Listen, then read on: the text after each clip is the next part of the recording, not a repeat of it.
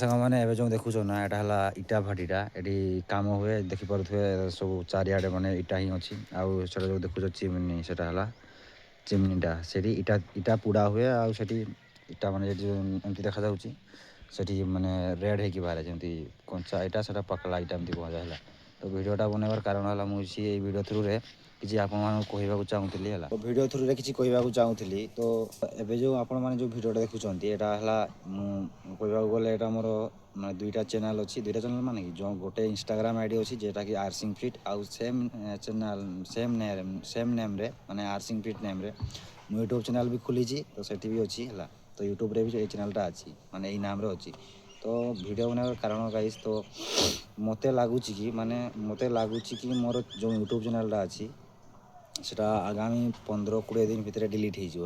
ସେଟା ଡିଲିଟ୍ ହେଇଯିବ ମାନେ କ'ଣ, ମୁଁ ମାନେ ଏମିତି କହୁନି କି ମାନେ ମୋ ଚ୍ୟାନେଲ୍ରେ ଏବେ ମାନେ 3ଟି ଷ୍ଟ୍ରାଇକ୍ ଲାଗିଛି ଆଉ ତାପରେ ଡିଲିଟ୍ ହେଇଯିବ, ସେମିତି ନାହିଁ। କ'ଣ ପାଇଁ ଡିଲିଟ୍ କରୁଛି, ଯେଉଁ ଏବେ ଗୋଟେ ନୂଆ ପଲିସି ଅଛି ୟୁଟ୍ୟୁବ୍ରେ ଆସିଛି, ମାନେ ଲାଗୁ ଅଛି 6 ମାସ ପାଖାପାଖି ହେଇଗଲା। ସେଟା ହେଲା, ଆପଣମାନେ ବି ଜାଣିଥିବେ, ସରକମଭେନସନ୍ ପଲିସି ହେଲା, ଆପଣମାନେ ଜାଣିଥିବେ। ତ ସେ ପଲିସି ଅନୁଯାୟୀ ମାନେ ଯଦି ଜଣକାର ବା କେଉଁ ଲୋକର ଗୋଟେ ୟୁଟ୍ୟୁବ୍ ଚ୍ୟାନେଲ୍ ଡିଲିଟ୍ ହେଲା, କିଛି ୟୁଟ୍ୟୁବ୍ର ଭାয়োଲେଟ୍ ଯଦି ହେଇଥିବ, ମାନେ ଆମେ ଯଦି କିଛି ଭାয়োଲେଟ୍ କରିଥିବ ଆମେ କ୍ରିଏଟର୍, ତ ଯଦି କିଛି କାରଣ ଯୋଗୁଁ ଯଦି ମାନେ ୟୁଟ୍ୟୁବ୍ ଚ୍ୟାନେଲ୍ଟା ଡିଲିଟ୍ ହେଇଗଲା, ତ ଆଗାମୀ ଯେତେ ବି ଆମେ ୟୁଟ୍ୟୁବ୍ ଚ୍ୟାନେଲ୍ ଖୋଲିବା ଆମେ, ତ ସେଗା ବି ସବୁ ଡିଲିଟ୍ କରିଦେବ। ଆଉ ଯାହା ଯେତେ ବି ଚ୍ୟାନେଲ୍ ଥିବ ସେଗା ବି ୟୁଟ୍ୟୁବ୍ ପୁରା ଡିଲିଟ୍ କରିଦେବ। ତ ସେମିତି ହେଇଛି।